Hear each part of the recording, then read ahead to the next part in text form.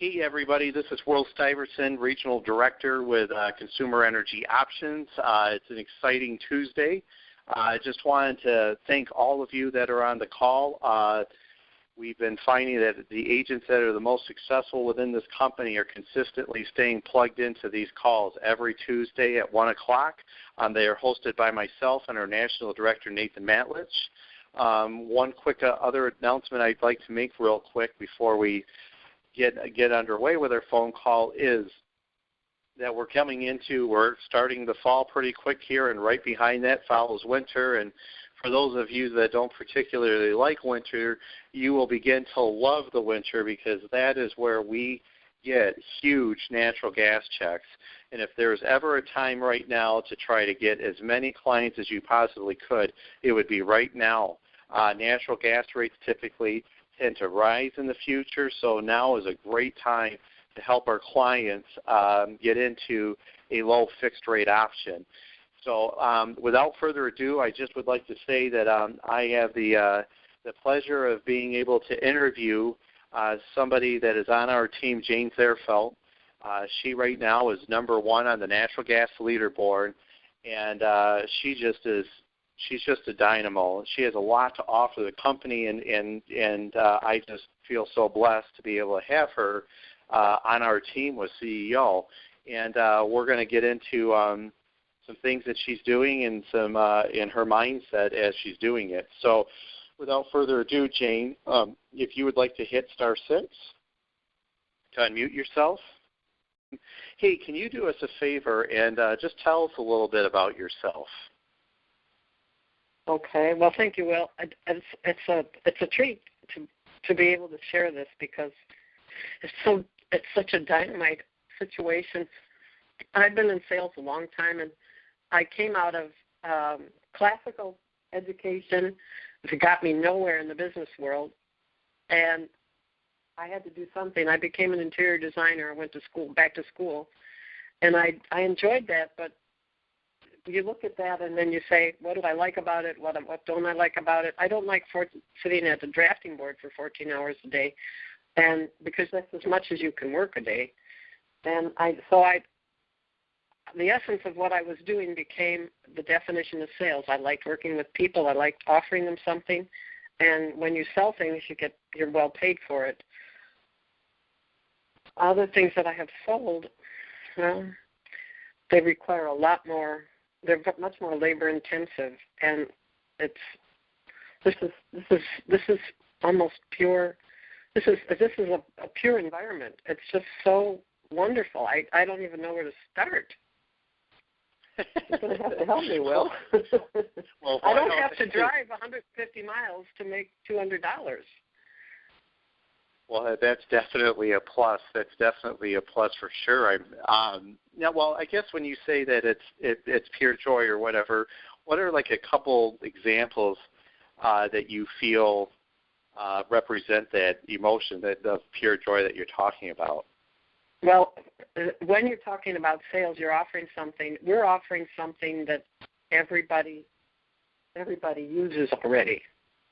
We're giving them an opportunity to step back from the expense they have and create some savings, and we're not asking them to take it out of their pocket. That system, that triangle, that little circle, that's pure, because everybody wins. We don't have to ask them for money. We're actually saving them money, and there's nothing better than that. And as we grow in our sales environment and we grow in our lives, we know people. We can go to them and help them. So it's good stuff. That's great. Let me ask you this. You know, some people might have a little anxiety, if you will, of, you know, what to say or what to think when they're approaching people about getting bills. What is your mindset when you are approaching gathering customers? Well, I started out a little bit maybe too aggressively, I guess. I backed off a little, and I used a soft approach. And I'm doing something new. I think I might be able to drop your energy bill would you let me look at your gas bill? I don't know. You just leave it a little bit open. Be a little humble about it. Be respectful. And the soft sell is as soon as I switched around and said, you're probably being overcharged, and thank you, Will, for that. Everybody I've spoken to so far is very willing to let me look at their gas bill because I don't do anything else right now because I'm in Michigan. You know, let me ask you this, just going off of what you just said. Do you think that it helps? I think what I caught from you is that it helps when you leave things kind of open-ended. You're not going right in for the close, getting the bill. You just are asking for the bill, right?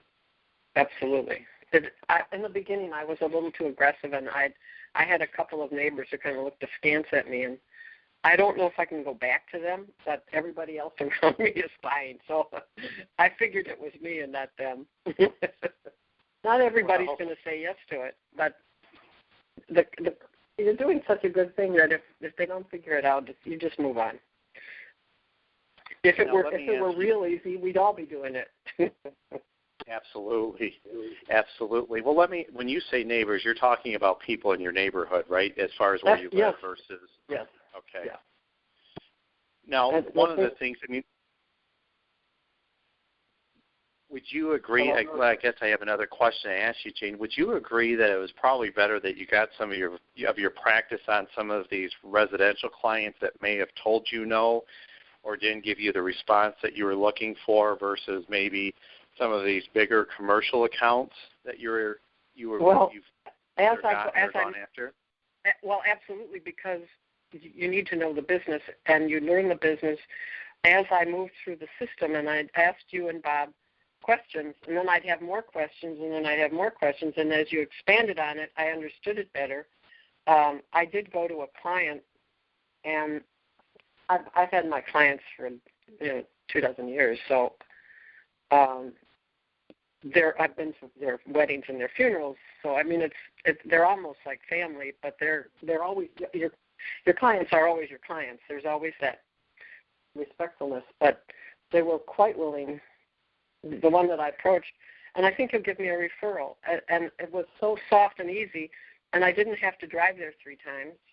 It was a fax and an email and a signature, and you're done. I mean, if you can focus and be, how do I want to say this? You have to be disciplined.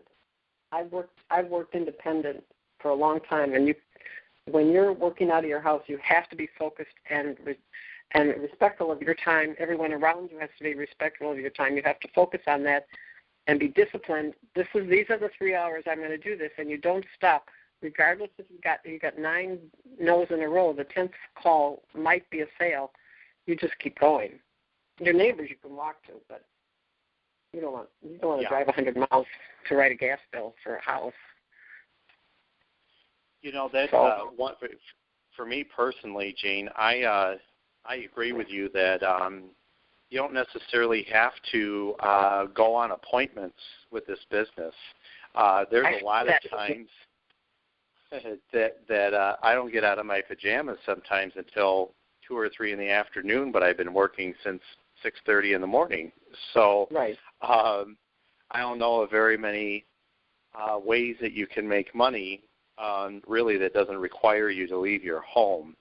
I'm sure there's tons of them, but they probably require some type of investment or buying or selling products that people might not want or need. So yeah, this is it's right in their home. They know all about it.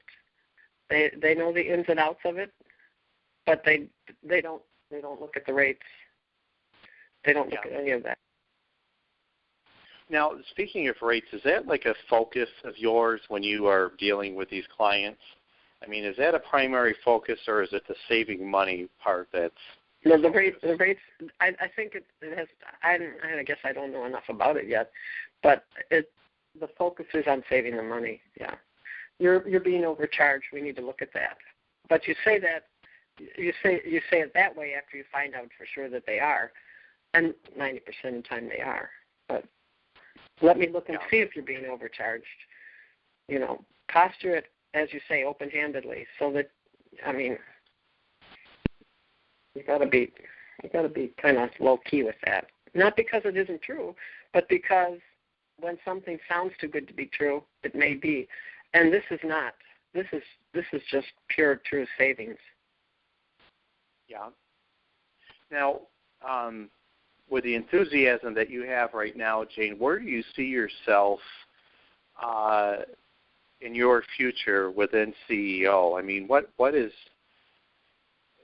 you think that you're going to be able to accomplish with CEO where you're going to say, you know what, I got everything I needed, out of CEO? Well, I don't think that's possible, because it's not about need. It's about once you do it, you want to do it again. And that's kind of contagious. So I'm not sure where that's going to go. But I'm going to make sure I have plenty of time for personal activities and other things that I'm pursuing. Now, so, and but I can be disciplined about that. So I'll have a block of time that's for CEO, and then the rest of the time will be mine. I can do that. I'm not at the beginning of my career.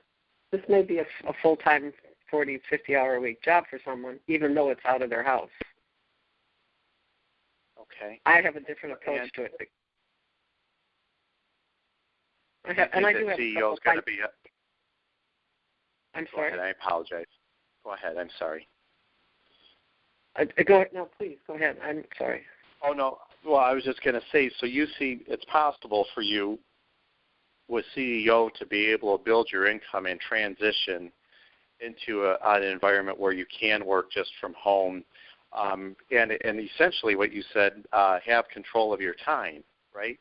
That's the big problem. I no longer appreciate having to drive 25,000 miles a year.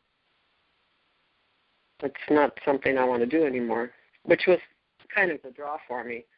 But Bob was real good about telling me about the other things about CEO. Anything I want to accomplish will be happening here. I'm sure of it. That's amazing. Now, guys, just to let you I just wanted everybody that's on this call to know this. Jane Thierfeldt is direct to Bob Zabik, and Bob Zabik is direct to me. And both of them just happen to be on the leaderboard right now. And, our old comp plan that we had before January of this year, I primarily just dealt with Bob. And I'm not sure. I mean, this whole new compensation plan really promotes, instead of just having a team of direct agents, it really has gone to building a team and organization. Because of that, for me personally, I've been able to build wonderful relationships, even though that somebody might be 2 or 3 or 4 levels deep, like Jane and I. I mean, Jane and I joke around about a bunch of different things. I think we've built quite a great reputation so far. And so just because, I guess the point I'm trying to make is, just because you might bring in a direct agent doesn't mean that you aren't going to be able to build the relationships with the agents that they bring on. And because I feel very thankful and blessed to be able to have a talent like Jane in our team of agents. So anyway, thank you for that. No problem, Jane. Is there any last? We're about 15 minutes in the call. Any last bit of advice that you would recommend to somebody right now, whether they're brand new or they've been consistently, doing this? Put your blinders on. Don't drive 100 miles for a sales call, and discipline your time.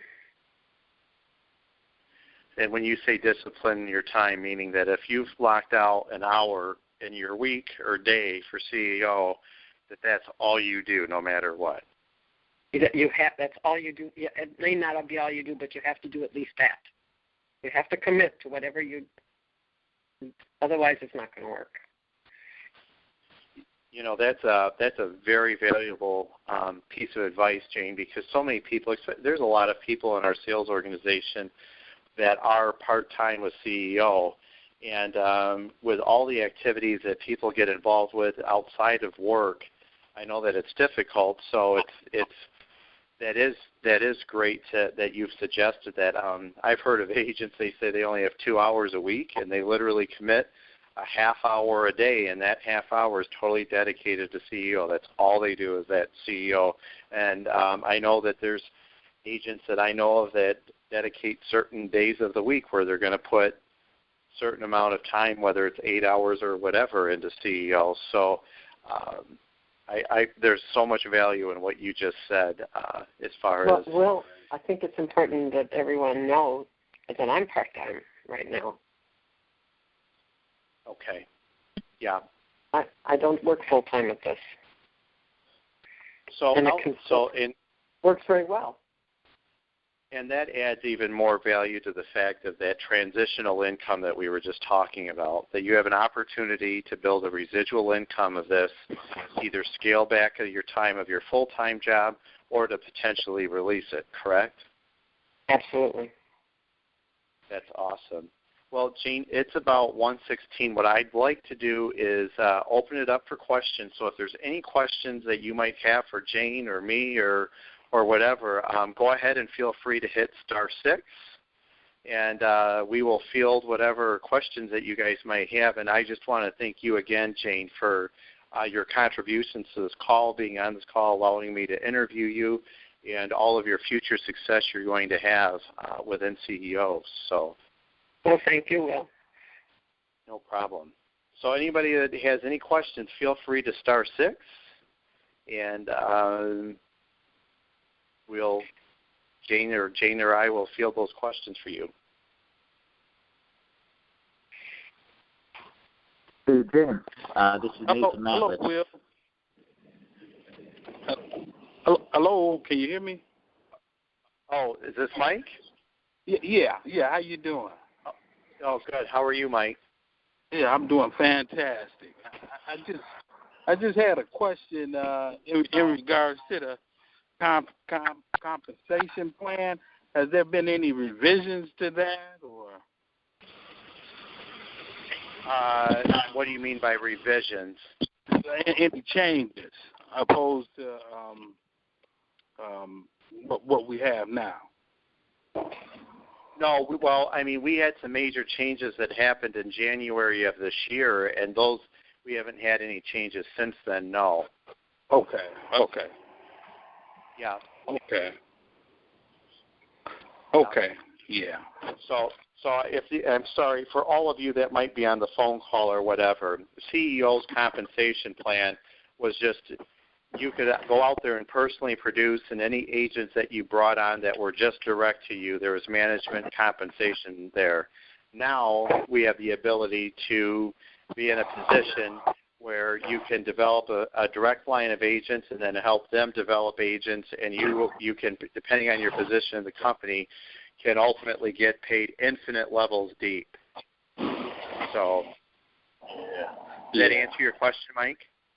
Yeah, that took care of it. Thanks. Appreciate it. No problem, buddy.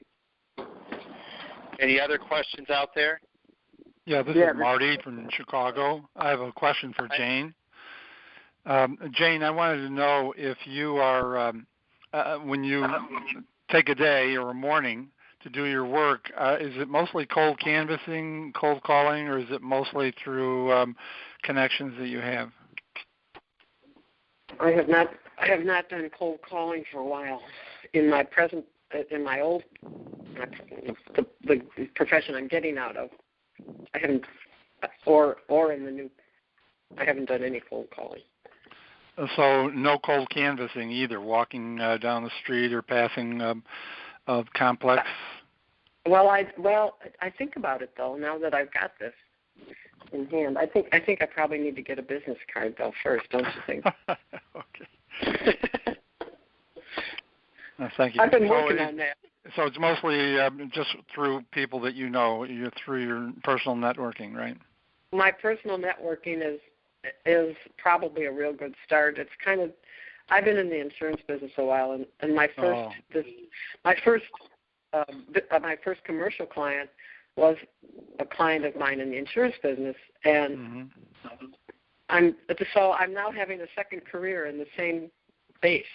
Right. Same book, yeah. I'm trying to stay there, but I may go next door. I may, once you're there, but, if you can do it over the phone with a referral, if you set them up that way, I think they'll accept it, because the more we know about our business, the more confidence we have in speaking to people who we don't know. And I think if we have at least a warm contact, if my client says, go talk to so-and-so, that's a warm referral. Sure. That's not who are you, the no soliciting sign on the door. I used to walk in on those. I cold called every day for about 8 years, so I know that business. It's no more fun now than it was then. Anybody who says they like it, they're crazy. Thank you. But it all works. Jane, I love what you just said about that nobody likes cold calling. Isn't that the truth? I mean, this whole business is about gathering customers, and as much as I love CEO, I don't want to be a personal customer getter my whole career here. So I'm glad that you kind of emphasize that.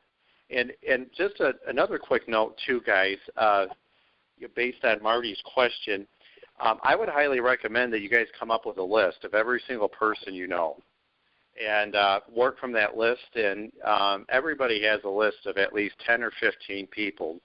And at least that, I think really if you thought about it, you probably could write down, 2 to 3, 4, 500 people. 100. And if you don't have a market, then just get good at asking for 3 or 4 or 5 referrals every time that you get a new customer or client. So right. Is there any other questions out there? Oh, go ahead, Jane. I was going to say that happened to me automatically. The secretary of this business client, I have her gas bill and the accountant's gas bill, and she said, I'm going to tell my neighbors. Because what happens is they don't have to see me. They just have to send me their bill. And they get the savings.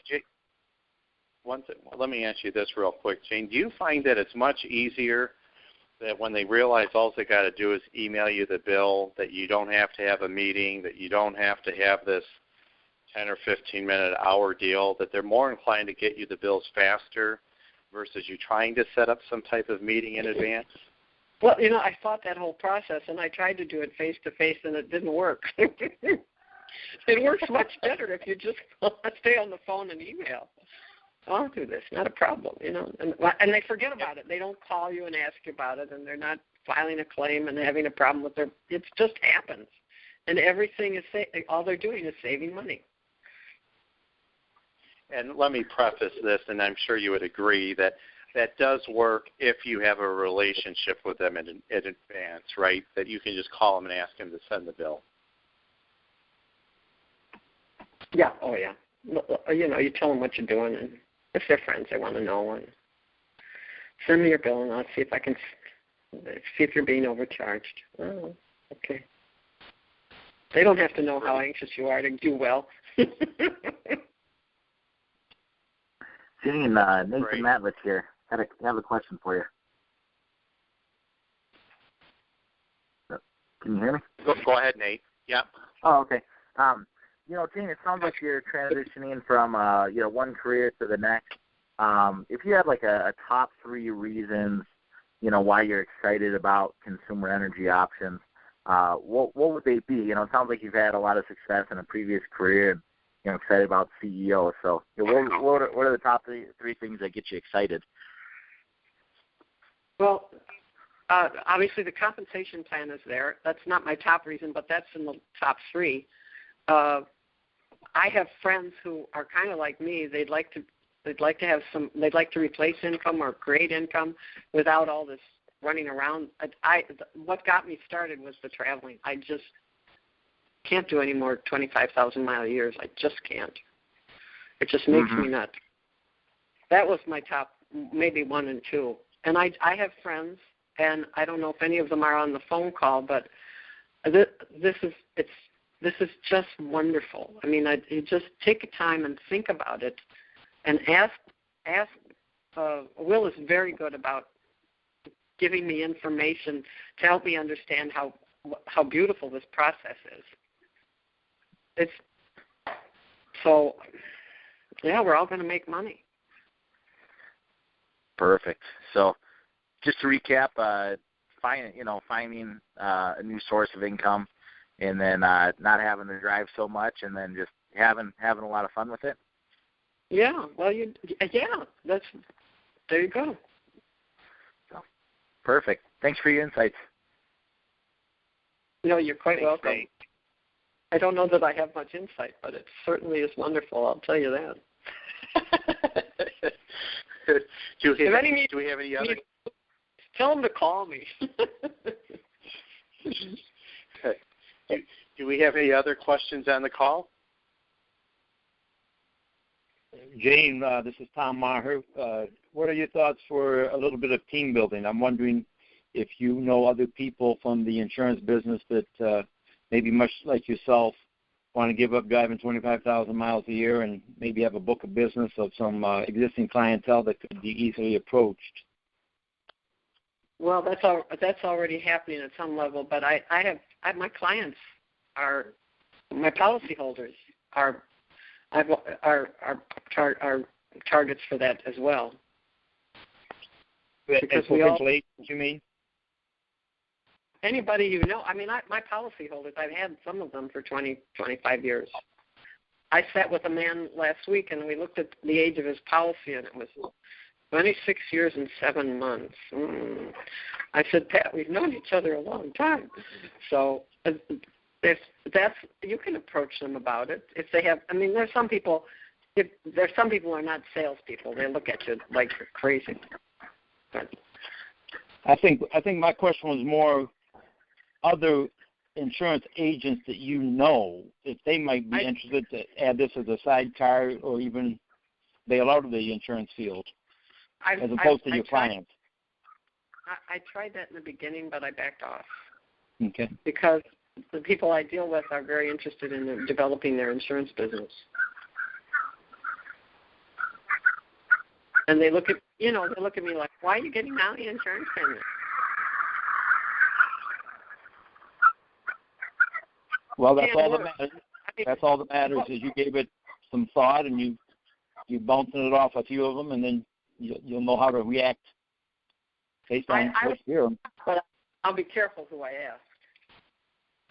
Sure. Let me I won't stop it. If somebody, and trying to answer you too, Tom, if somebody asks, who do you like try to bring into CEO or whatever, and the question is really, who do you know that needs to make more money? And 95% of the people in the country are broke and they need to make extra money. So then it really comes down to who do you think is going to have the most success? And unfortunately, when I signed up with CEO, they didn't have a dud detector test, that they came with. I could have somebody walk through, or that we can have walk through. So really, we have no idea who a superstar could potentially be in CEO, and you never know what the heart of somebody. You don't know somebody's heart or want to or will to in this business. I had somebody personally last night that reached out to me to buy some lotion or potion or whatever before midnight so she could meet this contest, blah, blah, blah, blah, blah, blah, and I'm going to call her today, and I'm going to try to recruit her. So, yeah. I mean, there's one way right there. Somebody that might be in one of those multi-level juice or vitamin weight loss Mary Kay program. So. Well, and Will, you had a good comment too. When I talked about it with one agent friend of mine, she said, "Well, my husband says that there's a lot of people in this business and they're blah blah blah negative." And you was the one who said, "Get the names of those people and recruit them, because if they're already in the energy business, their compensation plan isn't any good." Or their product isn't any good. The way they distribute it isn't any good. The whole wrong company. Yes. Yeah. That is true. I will You've say done that, Evan. Yeah, I've been very successful hiring or recruiting away great talent from other companies where they probably they didn't realize that they could be making much more, offering better programs. And the reality of it really was is they didn't realize they could offer better programs. That's what turned their head, and then making extra money or more money on top of that was really key for them. So I guess what you're saying, what I hear you saying is that you need to find out what's important to them. Yes, yeah. But I mean, really, for all of you that are on the phone call or whatever, there might be other companies out there, but and I've studied them all. I've looked at everything because before I get involved in anything, I am kind of a techie, if you will. Even though I don't come off that way, I am fundamentally sound in case that comes up. But I don't let that slow me down in details. So anyway, I can tell you this: if you are looking to build a sales organization, there is no other company I have seen that pays more than CEO and has the type of suppliers that we have nationally and in Canada. There's no other energy company that I've seen that offers some of the products like the audits like we have.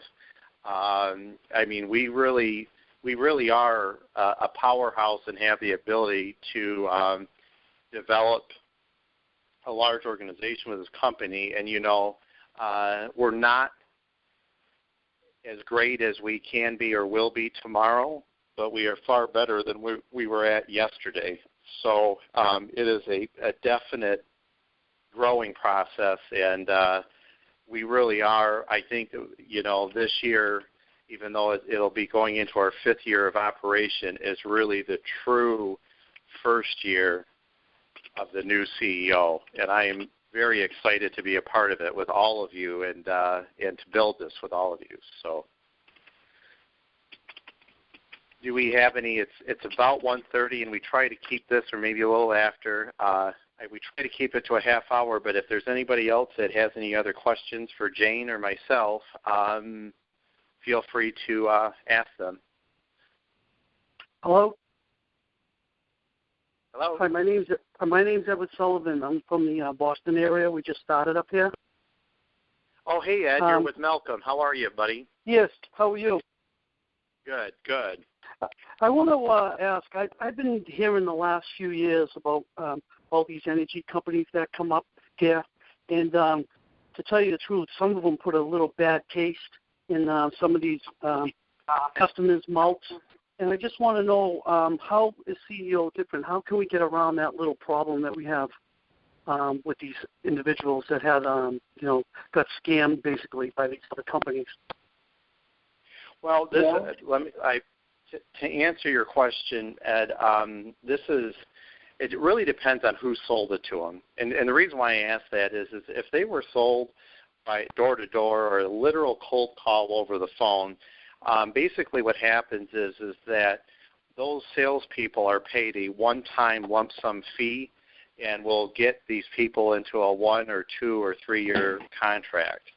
And typically it's just 1 year. And so after they've closed it, they've already gotten their money, and it's just not in their financial interest to call them again and try to lock them into another fix because they've already made their money.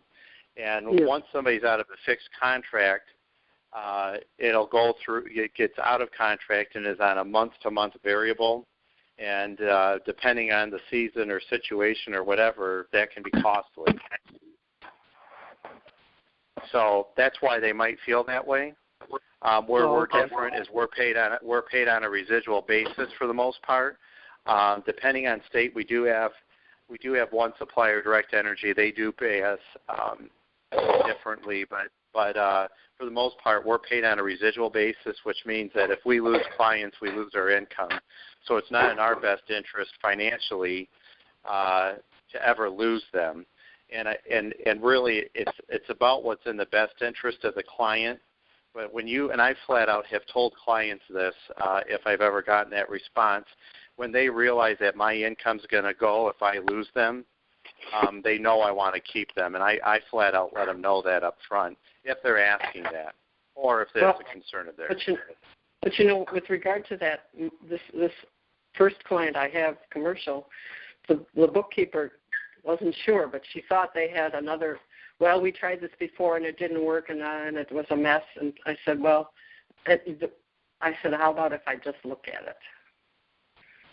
If you have someone who's kind of friendly with you, you have clients, you have people you know who have businesses, and if they've had this experience, ask them to just let you look at it, because that's how this all happened. She didn't want to give it to me, so I'll give it to you, but it won't do any good.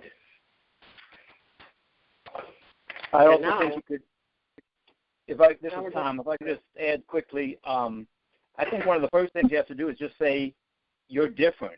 You're more professional, you're more educated, and primarily you have more suppliers to choose from, so you're different. And then you just continue the logic of saying if you or someone you knew made a poor decision, you don't lock yourself frozen down for the rest of your life. If you had one bad egg in a restaurant, you're not going to give up eggs for the rest of your life, are you? If you had one bad hamburger somewhere, you're going to give up hamburgers for the rest of your life? Of course not. So let's just take a look. Let me prove why I'm different, and you'll see. So that's a couple things I'd say. Okay, thank you. To get back to the simple of it, really, it just comes down to getting a copy of their bill. And it's not like you're trying to close them after you get it's not that you're trying to close them before you get the bill. Just get a copy of the bill and see if you can help them out. And if you can't, you can't. If you can, you can. But that's their decision to make. And I always make that clear, and I think Jane made that clear. Like, let me just get a copy of your bill, find out if you're overcharged, and I'll let you know what I can do. I mean, that sound fair enough? Very rarely do I say, oh, no, that's not fair. That's not fair. Very, very rarely do I get that. So, and most of my agents that have been going into this overcharge scenario haven't been running into it. All you want is a copy of their bills, and you'll let them know what they can do. And if they still say no, they get that feeling, kind of what Jane said. If they say no, that's okay to you. You just want a copy of their bill. Okay. All right, thank you. No problem. Any other questions, guys?